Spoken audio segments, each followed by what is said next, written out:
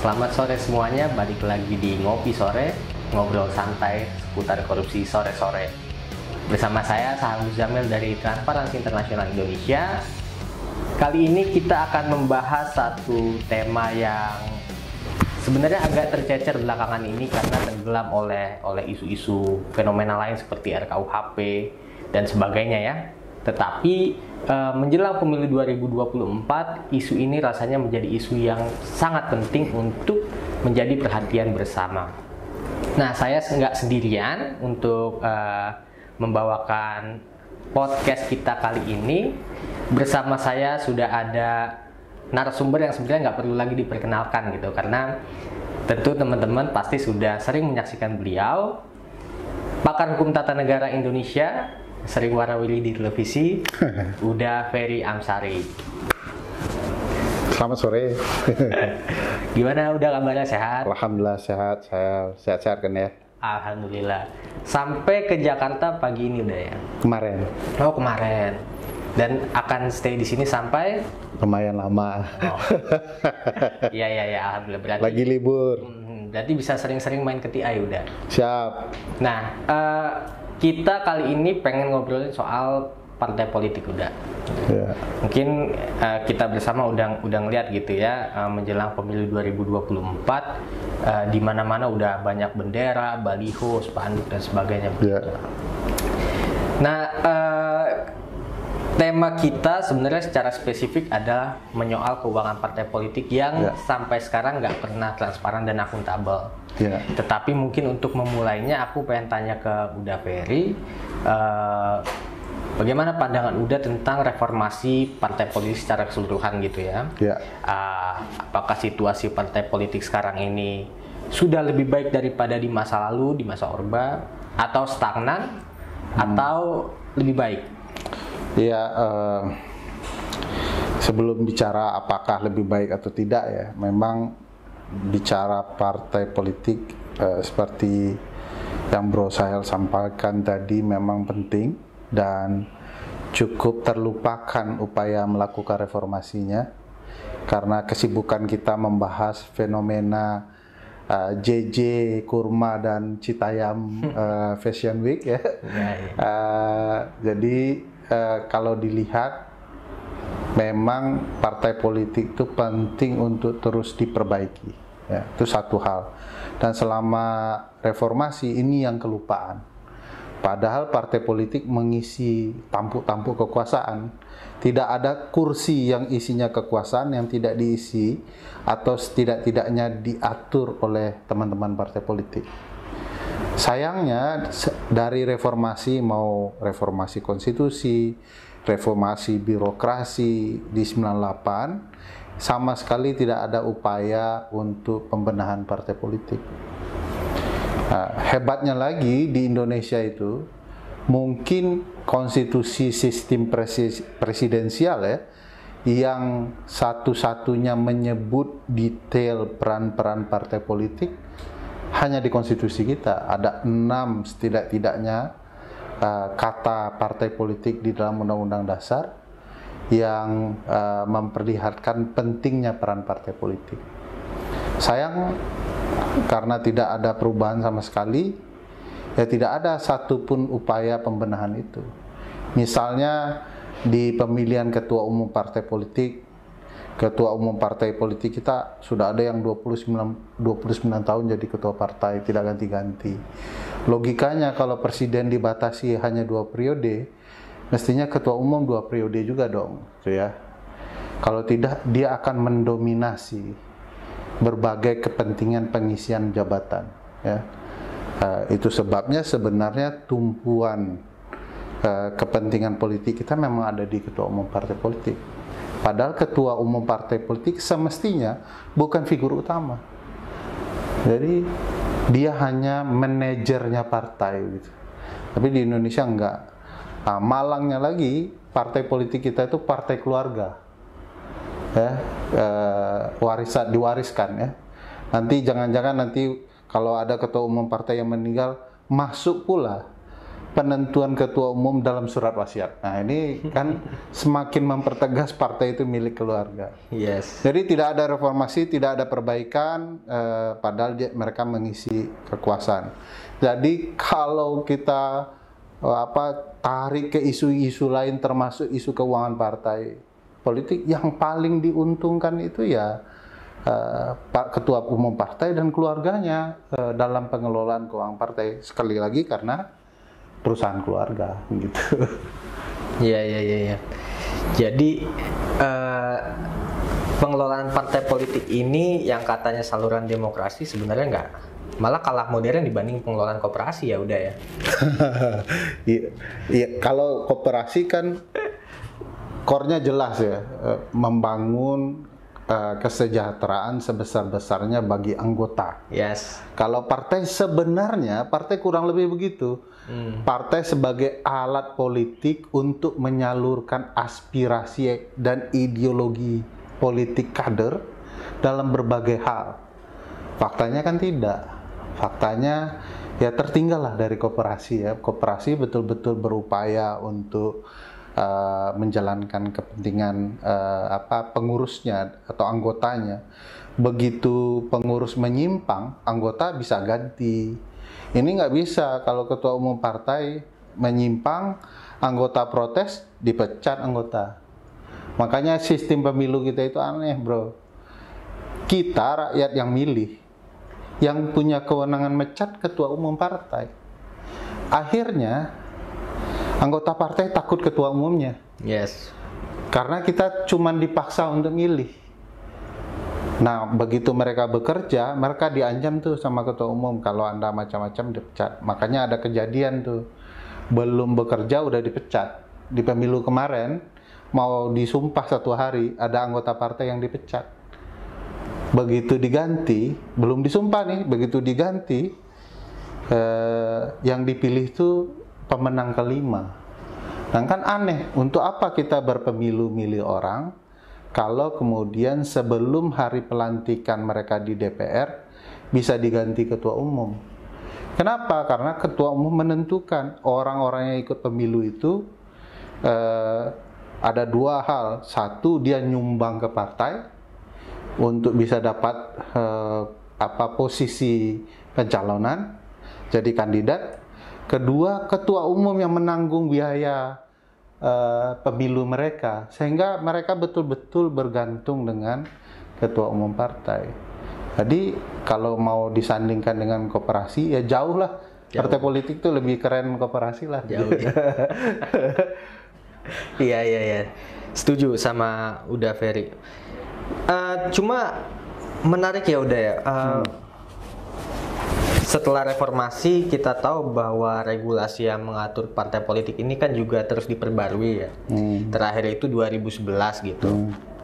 Nah, kelihatannya masalah-masalah yang disinggung sebelum undang-undang ini lahir, sekarang disinggung lagi gitu setelah ada undang-undang yang baru gitu tahun 2011 itu.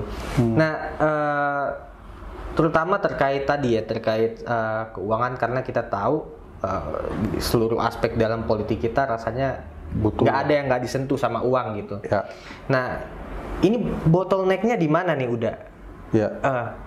Undang-undang sudah diperbarui, tapi nggak ada perubahan, nggak ada perbaikan. Ya, satu kelemahan undang-undang gini, tidak ada dalam sistem sepak bola. Kalau bicara sepak bola dulu ya, sebelum partai politik, yang penentuan jurinya itu atau pembentukan aturan mainnya dilakukan oleh klub sepak bola, pasti oleh organisasi yang mewadahi klub itu, sehingga peraturan itu diterapkan kepada klub-klub sepak bola dengan baik. Nah, problematika kita adalah penentuan peraturan untuk partai politik ditentukan oleh pemainnya sendiri, itu partai politik. Kalau bicara soal peraturan ya, itu sebabnya peraturannya sesuka hati partai politik mayoritas di parlemen. Maka muncullah peraturan-peraturan yang berpihak kepada partai politik besar. Tiba-tiba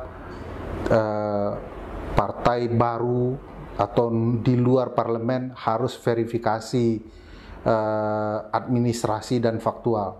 Sementara partai di parlemen tidak perlu. Nah ini kan jelas nih yang buat undang-undang untuk keuntungan klub. Sama aja kalau di dalam sepak bola siapa yang berhak menentukan wasit, kalau diserahkan ke klub itu pasti kepada klub yang paling besar begitu ya, yang menentukan liga. Nah ya pasti nggak boleh begitu, nggak akan seru liga sepak bolanya. Begitu juga kalau kita bicara liga kepemiluan kita, semua diatur oleh partai politik. Nah kalau dibilang di mana inti persoalannya, masalahnya ya di partai politik. Kalau kemudian ketua umum partai politik yang mendominasi di partai dibatasi ya, mereka hanya boleh 2 periode, itu kekuasaan ketua umum partai politik akan hilang gitu ya.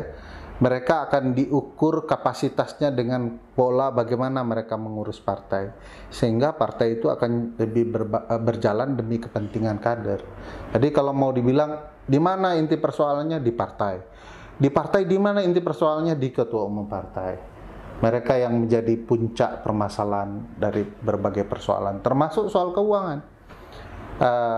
Bagaimana bisa terbuka partai politik kalau semua hal ditransaksikan? Menentukan ketua umum transaksi, menentukan kandidat transaksi, partai mau menyelesaikan konflik internal transaksi, ada sengketa hasil pemilu transaksinya juga banyak.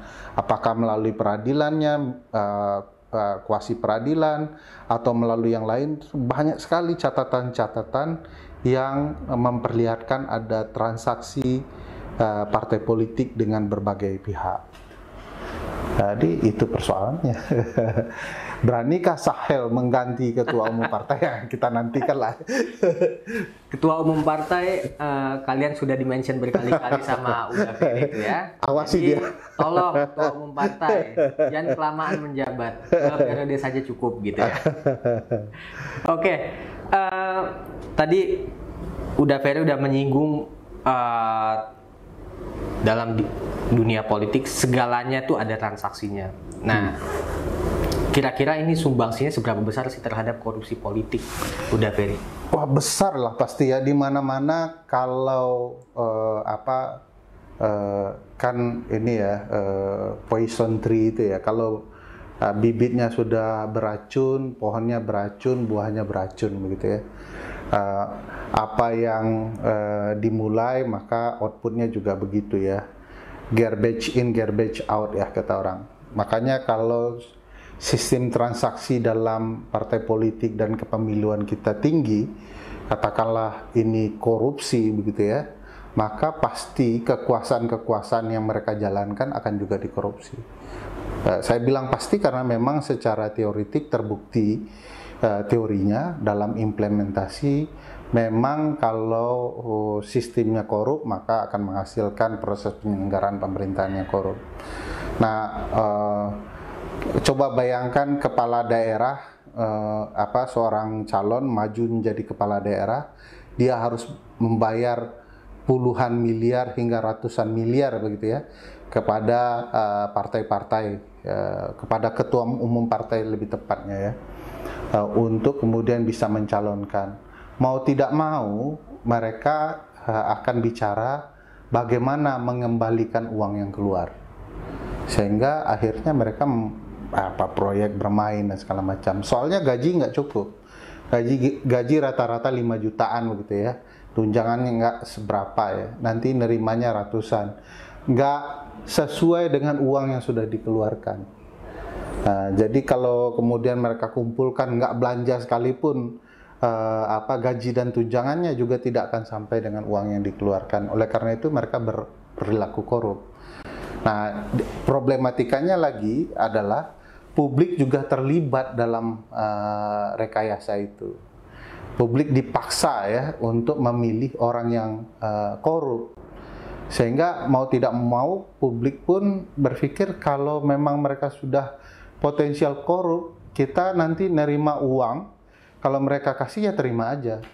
Harusnya ada perlawanan ya. orang-orang korup itu diberi pelajaran. Saya ingat dulu ada kasus ya, saya tidak sebut daerahnya, beli semua kapal perahu untuk mencalonkan lawan kotak kosong, lalu publik melakukan perlawanan. Bagaimana orang yang mencoba mengkorupsi sistem itu diberi pelajaran dengan kalah dengan kotak kosong. Walaupun agak nyeleneh ya, mungkin satu-satunya demokrasi yang ada kotak kosongnya kita gitu ya. Tapi ini menunjukkan peran dan partisipasi publik melakukan perlawanan itu. Jadi pasti ada korupsinya kalau sistemnya dibangun dengan cara korup. Mereka akan melakukan berbagai cara. Ada yang canggih, ada yang tidak canggih. Ada yang kepala daerahnya langsung ya, collecting the money dengan berbagai cara ya. Dengan buat program, buat izin, buat bla bla bla gitu ya. Ada juga yang cukup canggih ya, proyek itu diterima tender-tendernya dengan pihak yang berkaitan dengan dia, yang sistematis ya, biasanya di daerah-daerah yang memang permainannya jauh lebih tinggi ya, lebih matang. Kalau kita lihat catatan KPK ya, semuanya dulu ditangkapin tuh, mau yang level kepala daerahnya korupsinya level rendahan, hingga yang level mafioso begitu ya. Nah sekarang memang sayangnya KPK tidak hidup lagi ya, quote and quote gitu ya. Sehingga pembelajaran dengan sistem yang korup, dengan kepala daerah yang korup, dengan sistem pemerintahan yang korup, program pemerintahan yang korup itu tidak bisa dipagari dengan keberadaan KPK lagi. Ya, akhirnya merajalela seperti saat ini. Tidak banyak yang tertangkap karena memang saling korup gitu ya. Iya, tadi udah Ferry menjelaskan bahwa suasana korupsi politik ini juga ada peran dari publik juga ya udah ya. Aku rasa itu betul sekali terkonfirmasi misalnya oleh studinya Mas Burhanuddin Nuh tadi misalnya yang bilang 33% lah, antara 25% sampai 33% publik itu terpapar politik uang gitu ya. Tetapi di sisi lain juga tadi kampanye lawan kotak kosong tuh menang juga ya publik ya. Jadi ya ada sebenarnya ada dua sikap ya di publik juga yang sebenarnya barangkali kalau misalnya awareness-nya kita bisa tingkatkan, semakin berkurang itu publik yang pragmatis yang memilih uang gitu ya, dan semakin besar yang ya idealis gitu, lebih baik memilih kotak kosong daripada politisi-politisi yang ya meragukan lah kapabilitasnya, kredibilitasnya begitu. Nah, terkait dengan keuangan partai politik, kira-kira gimana cara terbaik menjelaskan bahwa keuangan partai politik itu urusan kita gitu? Atau secara umum, secara general, pengelolaan partai politik itu urusan publik loh. Bukan cuma urusan internal partai politik, apalagi urusan ketua umum gitu. Gimana itu udah cara menjelaskannya? Logika sederhananya kan begini, saat ini mereka korup, kenapa? Karena mereka dibiayai cukong. Untuk dapat tiket jadi calon, cukong kasih dana agar mereka bisa beli tiket ke ketua umum partai, gitu ya. Nah, bagaimana kalau kita ubah ini? Daripada tiket dikasih cukong, kita melalui negara kasih tiket mereka. Ya. Partai kita biayai dengan uang negara, ya. Sebaik-baiknya cukup tuh kalau dihitung-hitung ya dananya dari negara. Problematikanya ini betul-betul harus maksimal. Maksudnya begini, kalau kita kasih uangnya artinya kita punya kekuasaan. Yang ngasih uang Anda kami. Artinya Anda bisa bekerja, bisa dipilih orang banyak karena uang kami. Melalui pajak kami yang bernama APBN. Ya. Oleh karena itu yang bisa mecat Anda kami.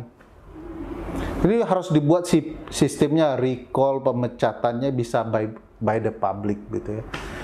Di beberapa negara, misalnya di Amerika, California ya, ada beberapa prefecture, di Jepang juga punya model yang sama. Mereka bisa recall anggota parlemennya, di California bisa mecat gubernurnya begitu ya. Nah, pilihan ini tentu harus dimodifikasi dengan model politik dan budaya masyarakat Indonesia ya, sehingga kemudian para politisi kita bergantungnya kepada kepentingan publik. Nah, sekarang kan sudah ada dana dari APBN. Tapi selagi yang menentukan pemecatan itu masih ketua umum partai, ya nggak berimbang ini. Kita yang biayai, yang mecatin mereka, sehingga mereka khawatir ya kalau dipecat oleh ketua umum partai karena tidak sesuai dengan keinginan ketua umum, ya ber-AB juga mereka ya. Jadi mereka harus berupaya sedemikian rupa mengikuti maunya ketua umum partai politik.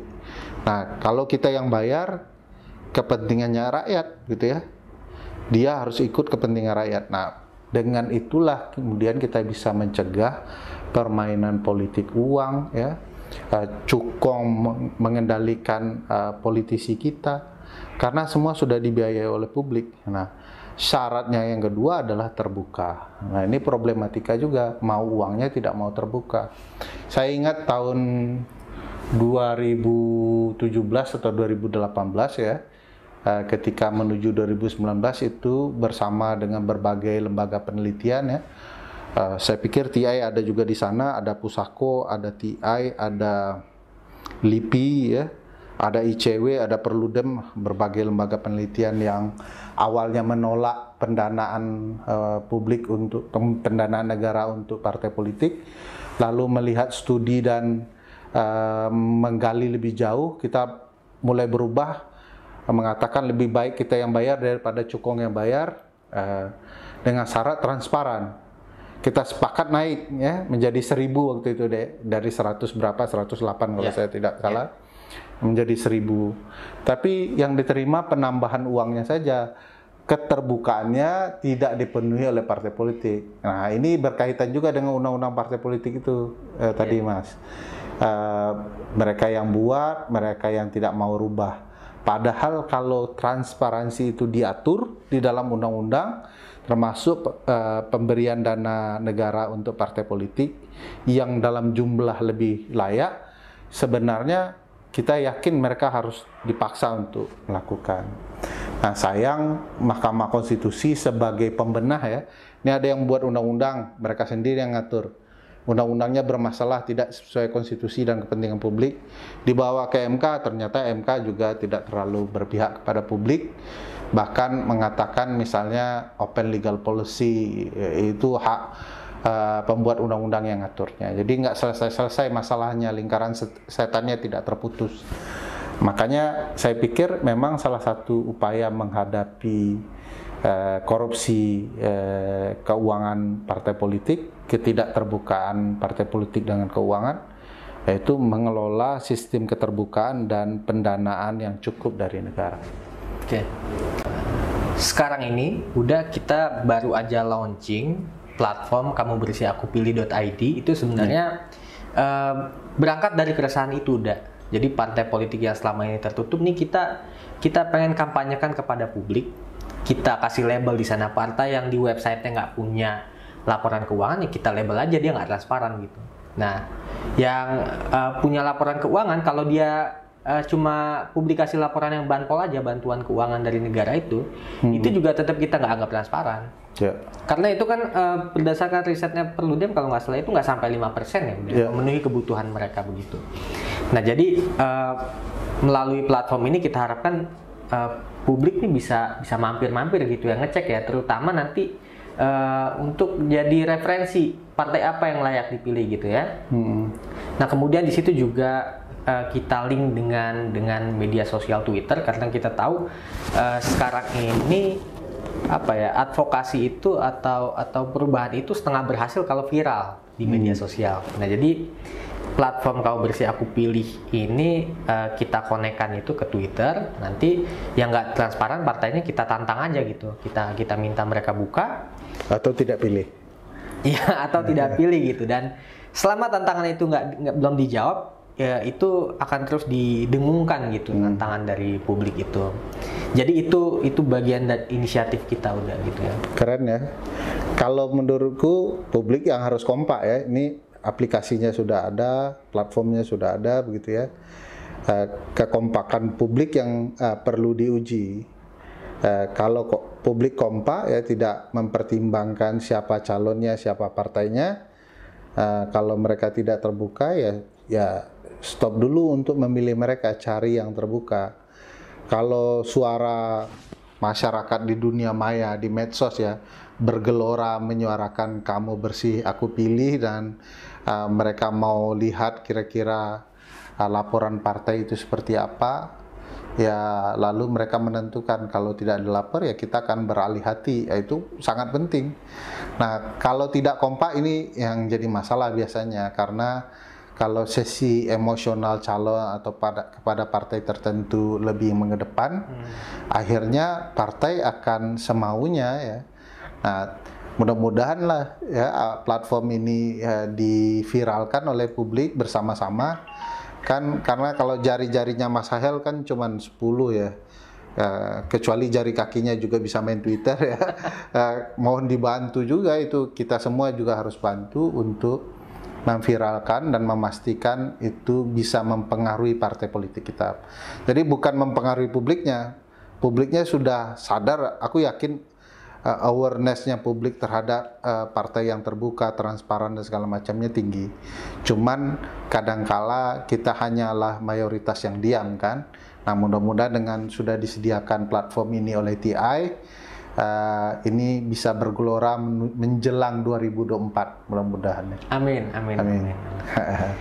Udah Ferry, terima kasih banyak sama-sama atas waktunya, atas ilmunya. Terima kasih kopinya juga. Ya. Nah, kita harus akhiri bukan karena kehabisan topik udah, tapi karena kopinya keburu dingin kalau kita terusin. Jadi kita harus menikmati kopinya mumpung masih hangat. Tapi seperti biasa ya, itulah kenapa Uda Ferry ini jadi narasumber tersayangnya TI gitu. Ampun. Karena kita angkat satu topik tadi tuh, ya, dapat juga soal KPK. Dapat juga soal Mahkamah Konstitusi. Asik. Ya, terutama tadi pesan yang paling mendalam tuh dari lubuk hati adalah untuk ketua umum partai gitu. Asik. Sadar diri lah gitu. Ya, kira-kira itu Uda Ferry. Sekali lagi terima kasih. Siap. Dan karena masih lama di Jakarta ya sering-sering main ke TI. Siap. TI selalu terbuka pintunya untuk Uda Ferry. Ada kopi gratis ya. Ada kopi gratis. Oke, teman-teman juga selain tadi jangan lupa kunjungi platform kaubersihakupilih.id. Juga jangan pernah lewatkan podcast Ngopi Sore, ngobrol santai seputar korupsi sore-sore, yang pastinya akan selalu menghadirkan narasumber yang seru-seru, yang banyak ilmunya, dan kalau kata milenial sekarang tuh daging semua isinya gitu. Jadi jangan lewatkan, pantengin terus di YouTube channelnya Transparansi Internasional Indonesia. Sekian dari saya, Sahal Muzamil. Terima kasih. Assalamualaikum warahmatullahi wabarakatuh.